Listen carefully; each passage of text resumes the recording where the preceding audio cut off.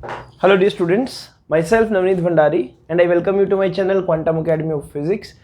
This is lecture number 5.8 and आज बच्चों हम जो भी करेंगे वो सीबीएसई के लिए इम्पोर्टेंट होगा।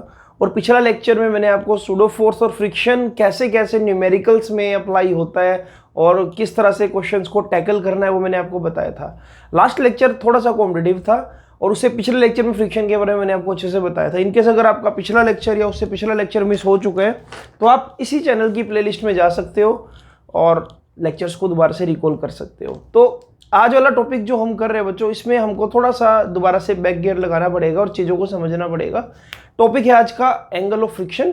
और एंगल ऑफ फ्रिक्शन जनरली हर एक सीबीएसई एग्जाम में, जैसे कि for example September exam, December exam और बोर्ड कह रहा हूँ मार्च एग्जाम, उसमें आपसे टीचर जनरली पूछ लेता है 1 से 2 नंबर में। तो देखते हैं एक्चुअल में क्या एंगल ऑफ फ्रिक्शन। सी अब तक अगर मैं थोड़ा सा आपको हाईलाइट करूं बच्चों, मान लो कि एक सरफेस के ऊपर किसी ब्लॉक जिसका मास है हम उसको हमने रखा, तो अगर मैं आपको ये बोलूं कि भाई इस पर लगने वाला अप्लाइड फोर्स है Fa, तो डेफिनेटली इस डायरेक्शन में एक फ्रिक्शन डेवलप हो जाएगा small f।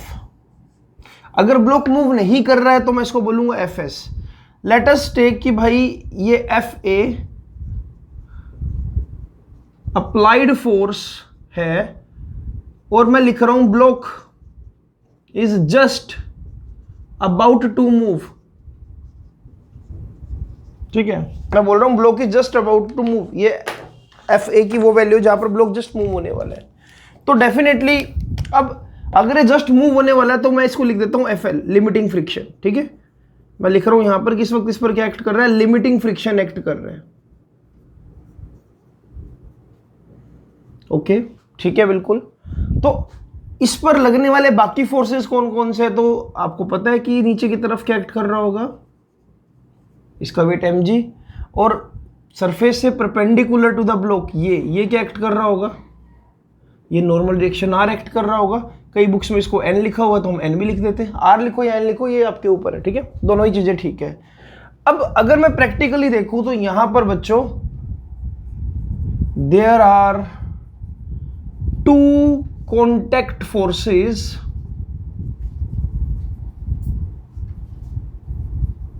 Are acting on body. अगर आप ध्यान से देखो इस वक्त इसके ऊपर 2 कॉन्टैक्ट फोर्स एक्ट कर रही है। पहली कॉन्टैक्ट फोर्स नॉर्मल रिएक्शन, दूसरी कॉन्टैक्ट फोर्स लिमिटिंग फ्रिक्शन। ठीक है, अब तक आई होप कि आपको बात समझ आई होगी। लिमिटिंग, देखो फ्रिक्शन और नॉर्मल रिएक्शन दोनों की दोनों कॉन्टैक्ट फोर्सेस है। एक बार आप ये डायग्राम बनाओ, ठीक है, ये आपने कहानी लिखनी है, अटेम्प्ट करो इसको, मतलब अटेम्प्टेशन में अपने ऐसे करना है और फिर मैं आपको बताता हूं कि क्या एंगल ऑफ फ्रिक्शन। तो अगर आप लिख चुके हो तो देखो, अब सुनो, मैं यहां पर क्या लिख रहा हूं, देखो मैं लिख रहा हूं रिजल्टेंट ऑफ कॉन्टैक्ट फोर्सेस। अगर मैं 2 कॉन्टैक्ट फोर्सेस का रिजल्टेंट ड्रॉ करूं, एक कॉन्टैक्ट फोर्स एक्ट कर रहा है ऐसे, एक कॉन्टैक्ट फोर्स कर रहा है ऐसे, तो डेफिनेटली रिजल्टेंट क्या होगा, ये होगा। This is resultant of contact force. Clear? तो what is angle of friction? अब 2 मिनट के लिए इसको हम n मान लेते हैं। ठीक है, इसको मैं Fr बोल देता हूं ना, रिजल्टेंट फोर्स Fr। तो what do you mean by angle of friction? ये जो एंगल बन रहा है, ये एंगल थीटा, ये थीटा किसके बीच में बन रहा है, ये बन रहा है angle between resultant of normal reaction and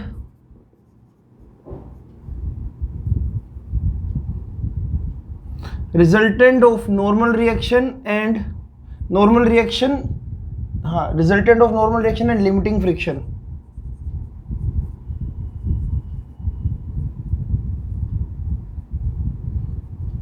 ये एक ऐसा एंगल है जो बन रहा है किसके बीच में, रिजल्टेंट ऑफ नॉर्मल रिएक्शन, ठीक है, या मुझे ऐसे लिखना चाहिए रिजल्टेंट ऑफ लिमिटिंग फ्रिक्शन। वरना ये आपके लिए कंफ्यूजन हो सकती है यहाँ पर। तो ऐसा बोल देता हूँ मैं कि ये वो एंगल है, it is angle between resultant, जो एक्यूरेट वर्ड रहेगा, resultant of contact forces and normal reaction. अब ये डेफिनेशन परफेक्ट हो गई। तो थीटा कौन सा एंगल हुआ? जो रिजल्टेंट ऑफ कॉन्टैक्ट फोर्स और नॉर्मल रिएक्शन के बीच का एंगल है। तो इसको मैंने बोला कि एंगल ऑफ फ्रिक्शन। तो एंगल ऑफ फ्रिक्शन बहुत सारे नहीं हो सकते, एक ही हो सकता है। ये वो एंगल ऑफ फ्रिक्शन है जब लिमिटिंग फ्रिक्शन मैंने आपको बताया था कि एक यूनिक वैल्यू है, अप्लाइड फोर्स की एक ऐसी वैल्यू जहां पर body just begin, just like अगर थोड़ा सा अप्लाइड फोर्स और बढ़ा दे तो ये क्या, एक ग्राफ याद करो यार, ग्राफ से आपको सारी चीजें क्लियर होगी। अगर मैं बोलूं कि यहां पर लिमिटिंग फ्रिक्शन बताओ तो ये वैल्यू लिमिटिंग फ्रिक्शन की, इसके बाद क्या काइनेटिक फ्रिक्शन और इससे पहले क्या स्टैटिक फ्रिक्शन, तो एक यूनिक वैल्यू है। तो अप्लाइड फोर्स की इस वैल्यू पर आपको क्या मिलेगा? Limiting friction, right. तो अप्लाइड फोर्स की वो वैल्यू जहां पर आपको लिमिटिंग फ्रिक्शन मिला, उसी वक्त आपने क्या बनाया? एक रिजल्टेंट बनाया नॉर्मल रिएक्शन और लिमिटिंग फ्रिक्शन में, और उस रिजल्टेंट और नॉर्मल रिएक्शन के बीच का वो वाला एंगल उस इंस्टेंट पर, उसको बोलूंगा मैं एंगल ऑफ फ्रिक्शन। कैलकुलेट कैसे करें? तो देखो, अगर ये वेक्टर है, देखो कैलकुलेट कैसे करें इसको, देखो कैलकुलेट करने का तरीका देखते हैं। मान लो ये वाला वेक्टर क्या आपके पास नॉर्मल फोर्स, एक वेक्टर क्वांटिटी है। यहां पर आपके पास क्या है? Frictional force. ये आपके पास क्या है? आपके पास क्या है? रिजल्टेंट। क्या मैं इस एफ एल को यहां पर ड्रॉ कर सकता हूं ऐसे? तो ये भी क्या होगा? एफ एल होगा। और आपको ये थीटा एंगल फाइंड आउट करना है। तो थीटा एंगल कैसे फाइंड आउट करें? देखो, क्या मैं थीटा एंगल को ये लिख सकता हूं, theta tan theta is equal to perpendicular, और ये क्या हो जाएगा? बेस। थीटा के सामने परपेंडिकुलर, परपेंडिकुलर के सामने हाइपोटेन्यूज। तो tan थीटा को क्या लिख सकता हूं मैं? परपेंडिकुलर अपॉन में बेस। परपेंडिकुलर क्या है यहाँ पर? लिमिटिंग फ्रिक्शन, और बेस में क्या है? Normal reaction. तो जो tan थीटा की वैल्यू आई बच्चों, वो क्या आई? एफ एल बाय में एन। बट आपको मैंने बताया भी था लास्ट लेक्चर्स में कि जो फ्रिक्शनल फोर्स होता है, चाहे लिमिटिंग फ्रिक्शन बोलूँ, तो उसका फॉर्मूला क्या होता है? म्यू एन या म्यू आर, जो भी आप डिनोट करना चाहो। और आपको पता है कि यहाँ पर एन किसको बैलेंस कर रहा है, या एन की वैल्यू क्या है? एम जी, या आर की वैल्यू क्या है? M g. तो कहीं ना कहीं मैं फ्रिक्शनल फोर्स को क्या लिख सकता हूँ? मैं फ्रिक्शनल फोर्स को लिख सकता हूँ f l is equal to, या लिमिटिंग फ्रिक्शन को लिख सकता हूँ f s is equal to mu as it is, n के साथ क्या आ जाएगा? M g, right. तो यहाँ पर एफ एल को क्या लिखूंगा मैं? देखो, म्यू एल एम जी।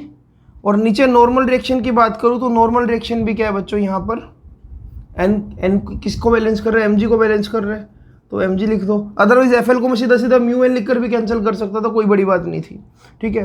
तो दोनों ही केस में आपको जो tan थीटा की वैल्यू मिलेगी बच्चों, वो क्या मिलेगी? Mu L, coefficient of limiting friction. अगर मुझे थीटा निकालना हो तो थीटा की वैल्यू क्या आ जाएगी? tan inverse mu. तो इससे पता लगा कि जो ये म्यू एल है, मतलब जो एंगल ऑफ फ्रिक्शन है, वो बेसिकली क्या आएगा? tan inverse mu.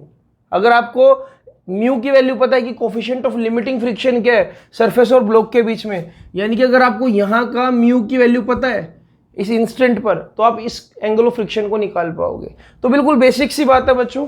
I hope कि सब कुछ सामने आपको नजर आ रहा होगा।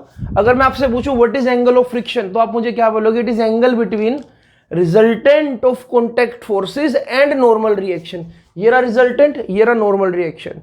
क्लियर? इस डायग्राम के अकॉर्डिंग ये रहा नॉर्मल रिएक्शन और ये रहा रिजल्टेंट। तो ये जो एंगल बन रहा है, इसको मैं क्या बोलूंगा? Angle of friction. कैसे निकाला?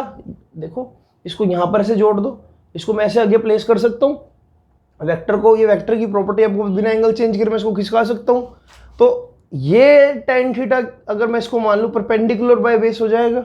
और यहां पर आपको पता है कि एफ एल किसके इक्वल है? म्यू एन के इक्वल है। तो इस तरह से मैंने क्या एंगल ऑफ फ्रिक्शन को निकाला। इसको एक बार आप नोट डाउन करो, फिर हम चलते हैं एक और दूसरे एंगल पर, इसको बोलते हैं एंगल ऑफ रिपोज।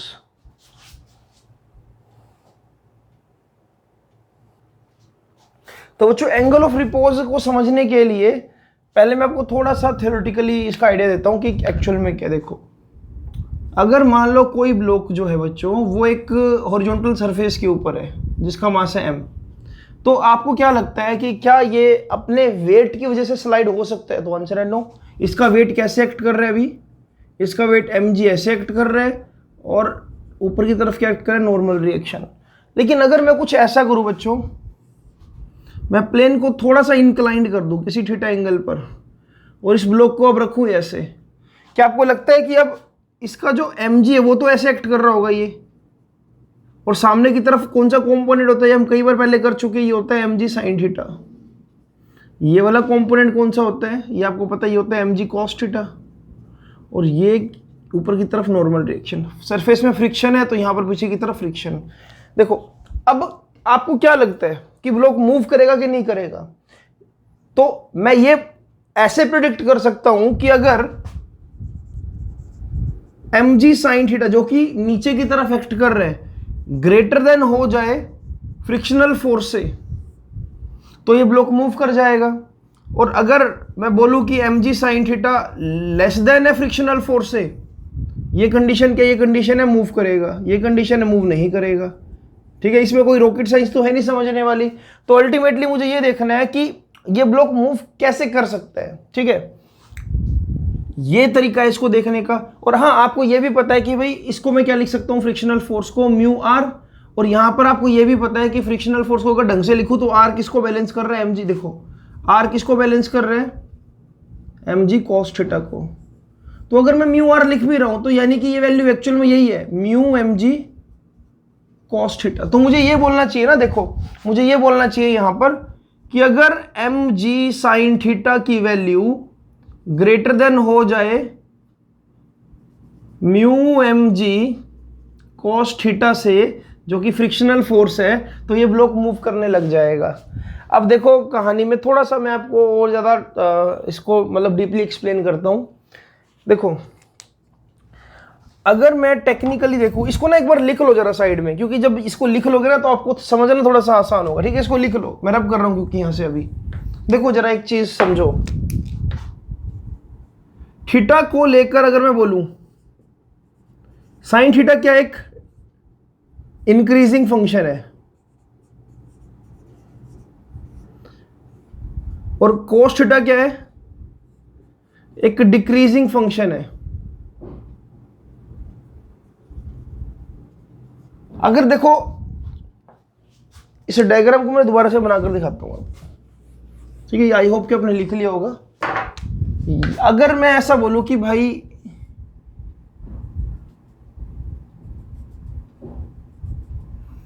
मैं प्लेन को इस डायरेक्शन में इंक्लाइंड करता जा रहा हूं, पहले ऐसे एंगल था फिर ऐसे था, ठीक है, तो अलग अलग वैल्यू से थीटा की, तो एक ऐसी वैल्यू आई थीटा की, एक ऐसी वैल्यू थीटा की आई बच्चों कि ये जो ब्लॉक है, ये ब्लॉक जो है सामने की तरफ लगा रहा है mg sin थीटा। इसको थोड़ा सा बड़ा बनाता हूं,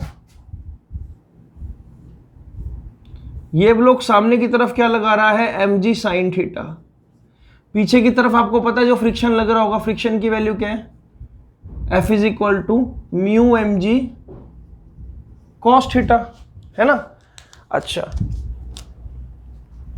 थीटा की वैल्यू देखो, थीटा की वैल्यू अगर मैं बढ़ाना स्टार्ट करूं, मान लो मैंने थीटा ले लिया 30 डिग्री, ठीक है, सपोज मैंने थीटा की वैल्यू ली 30 डिग्री, तो यहां पर मुझे क्या मिल रहा है, mg sin 30।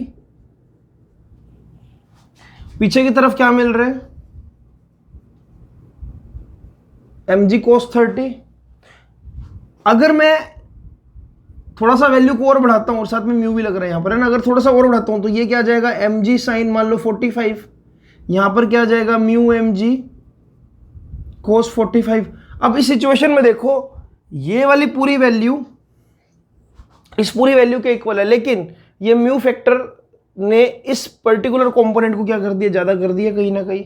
तो अगर मैं एंगल बढ़ाऊंगा, एंगल बढ़ाने से क्या होगा, mg sin थीटा वाला कंपोनेंट बढ़ना स्टार्ट हो जाएगा। जैसे कि जैसे जैसे मैं थीटा को इंक्रीज करूंगा या प्लेन को मैं इंक्लाइंड करना स्टार्ट करूंगा, आपने भी नोटिस करना, कभी किसी प्लेन को ऐसे इंक्लाइंड करना स्टार्ट करो, एक ऐसी स्टेज आएगी जब बॉडी अपने आप स्लाइड करना स्टार्ट कर देगी। वो ऐसी सिचुएशन है जहां पर थीटा की वैल्यू जो साइन थीटा के लिए वो ज्यादा हो गई और कोस थीटा की वैल्यू कम होगी, क्योंकि एंगल बढ़ने से, देखो एंगल बढ़ने से क्या होगा, कोस थीटा जो है वो 90 डिग्री पर पहुंच जाएगा, एक ऐसी स्टेज आएगी। अरे कोस थीटा 90 डिग्री पे पहुंच गया तो जीरो, यानी कि उसमें फ्रिक्शन लगना ही बंद हो गया एक तरह से पीछे की तरफ। अगर कोस 90 हो जाए और साइन 90 पर क्या हो जाएगा, ये मैक्सिमम हो जाएगा ये वाला फैक्टर। तो एंगल का बढ़ना कहीं ना कहीं इस कंपोनेंट को इंक्रीज करेगा, क्योंकि साइन थीटा का इंक्रीजिंग फंक्शन, और एंगल का बढ़ना इस कंपोनेंट को बाय डिफॉल्ट क्या कर देगा, डिक्रीज कर देगा, क्योंकि कोस थीटा का डिक्रीजिंग फंक्शन। यही खेल है। अब मैं आपको एंगल ऑफ रिपोज की डेफिनेशन बताता हूं कि एंगल ऑफ रिपोज की डेफिनेशन क्या है, ये कौन सा एंगल एक्चुअल में। तो एंगल ऑफ रिपोज मैं डेफिनेशन लिख देता हूं, थोड़ा टाइम को सेव करते हैं। तो बच्चों this is the definition of angle of repose. एक बार डेफिनेशन को पढ़ते हैं फिर दोबारा से इसको समझते हैं। Minimum angle made by the inclined plane with horizontal, this is inclined plane and this is horizontal surface. तो ये एंगल अल्फा क्या हुआ, minimum angle that inclined plane makes with horizontal such that body lying at this inclined plane is just about to slide over it। यानी कि इस particular case में जो mg sin alpha है ये अभी काउंटर बैलेंस कर चुका है पूरी तरह से फ्रिक्शन को, यानी कि इसके बाद जैसे ही जरा सा 1 डिग्री या आधा डिग्री भी आपने क्या एंगल को बढ़ा देते ही बॉडी स्लाइड करने लग जाएगी। तो इस वक्त जो पीछे लगने वाला फ्रिक्शन हुआ क्या वो लिमिटिंग फ्रिक्शन हुआ, क्योंकि body just about to slide, अभी स्लाइड हुई नहीं है लेकिन होने वाली है। तो ये मैक्सिमम वैल्यू होगी फ्रिक्शन की, इसके बाद तो फ्रिक्शन क्या ओवरकम हो जाएगा इसके mg sin अल्फा की वजह से। तो मैं लिख रहा हूं यहां पर इस वक्त at this moment your mg sin alpha is just equal to limiting friction, so you can simply write mg sin alpha equals to fl को क्या लिख सकते हो आप, म्यू आर। और आर किसके इक्वल है, mg cos अल्फा के इक्वल। ये बातें बताने की जरूरत तो नहीं है बार बार, देखो वर्टिकल एक्सेलरेशन नहीं है कोई, तो मैं लिख सकता हूं mg sin alpha equals to mu mg cos alpha. अब आपको पता है mg से mg कैंसिल, तो ये आ जाएगा एक तरह से tan alpha equals to mu, तो अल्फा की वैल्यू आ गई अगेन tan इनवर्स म्यू। बेटा ये तो बिल्कुल वही नहीं वैल्यू आ गई जो हमने फ्रिक्शन एंगल ऑफ फ्रिक्शन की निकाली थी। तो मैं ये लिख सकता हूं इफ tan थीटा, या ऐसा बोल दूं if theta is angle of friction and alpha is angle of repose, इससे पता लगा कि tan थीटा जो है वो tan अल्फा के इक्वल है, और you can simply write theta is equal to alpha. तो अब से पूछा जाए कि what is relationship between angle of repose and angle of friction, तो आप बोलोगे both are actually numerically same. ठीक है बच्चों, आई होप आपको ये बात समझ आई होगी। What do mean by angle of repose, दोबारा बता रहा हूं, इंक्लाइंड प्लेन का हॉरिजॉन्टल के साथ वो एंगल जिसके बाद जैसे एंगल को बढ़ाऊंगा बॉडी जस्ट मूव करना स्टार्ट कर दे, इस एंगल पर जस्ट अबाउट टू स्लाइड है, अभी स्लाइड होने वाली हुई नहीं है, इसलिए मैंने क्या लिया यहाँ पर एट दिस मोमेंट, ये पर्टिकुलर केस बन रहा है। क्लियर है, इसको जल्दी से नोट डाउन करो। अब आपके पास दो डेफिनेशन आ चुकी है बच्चों, एंगल ऑफ फ्रिक्शन और एंगल ऑफ रिपोज, और दोनों की डेफिनेशन अगर मैं देखूं डेफिनेशन अलग है लेकिन mathematically they are same. Clear है, तो ये पेपर में 1 नंबर में डेफिनेशन आपके पास पूछी जा सकती है। तो देखते हैं इससे रेलेवेंट और क्या कंसेप्ट आता है हमारे पास। तो बच्चों अब कुछ की पॉइंट्स निकालते हैं, ठीक है, आज के कंसेप्ट में से। आज का जो लेक्चर है सिर्फ और सिर्फ मैं डेडिकेट कर रहा हूँ एंगल ऑफ फ्रिक्शन और एंगल ऑफ रिपोज पर, ठीक है, क्योंकि इसलिए डेडिकेट कर रहा हूँ, ये टॉपिक बहुत इंपॉर्टेंट है बच्चों को, वरना एंड तक समझ ही नहीं आता। बच्चों को लगता है कि जो एंगल ऑफ रिपोज है वही एंगल ऑफ फ्रिक्शन है, बट दोनों की डेफिनेशन अलग है, मैथमेटिकल वैल्यू सेम है। तो जस्ट 2 मिनट और लूँगा आप बच्चों के, और एक चीज़ क्लियर कर देता हूँ आपको। अगर मैं आपको ये बोलूँ बच्चों कि किसी भी इंक्लाइंड सरफेस का एंगल ऑफ रिपोज जो है, मतलब वो एंगल जिस तक बॉडी रुकी रह सकती है और इसके बाद बॉडी स्लाइड करने लग जाएगी, वो वैल्यू है मान लो 45 डिग्री।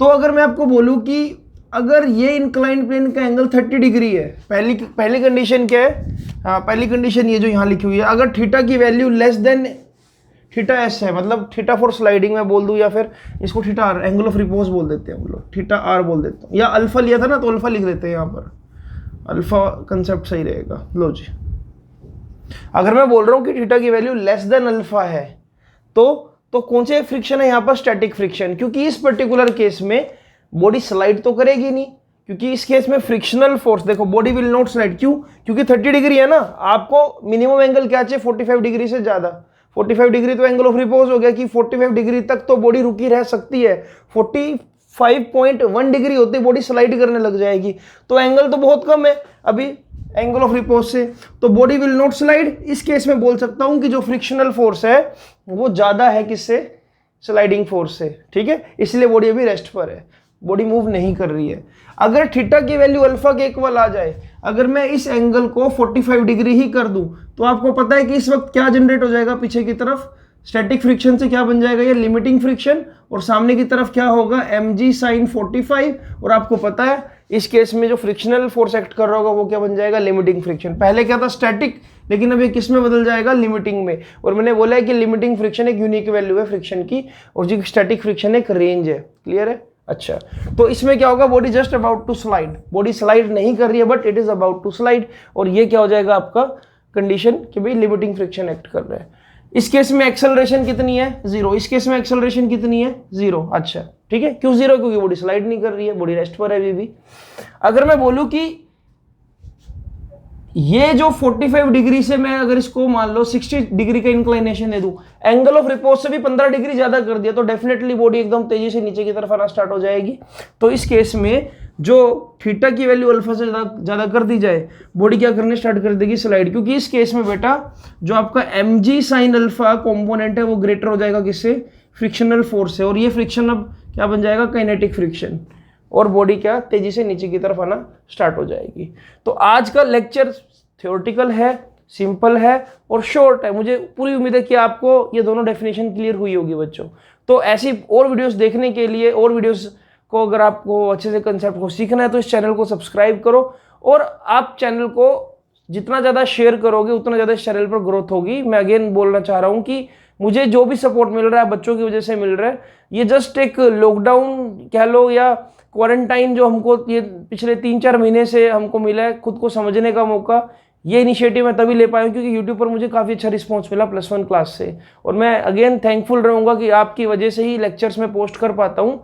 ठीक है, कोशिश करता हूँ कि एक वीक में 5 से 7 लेक्चर में पोस्ट कर पाऊँ, लेकिन फिर भी एटलीस्ट 4 या 5 लेक्चर में डाल पाता हूँ। राइट, अगर आप मुझे सपोर्ट करते रहोगे तो लेक्चर्स डालने की फ्रीक्वेंसी भी बढ़ जाएगी, और मैं आपको और पावरफुल कंटेंट प्रोवाइड करने की कोशिश करूँगा। तो thank you so much for watching this lecture, and like this video and subscribe this channel.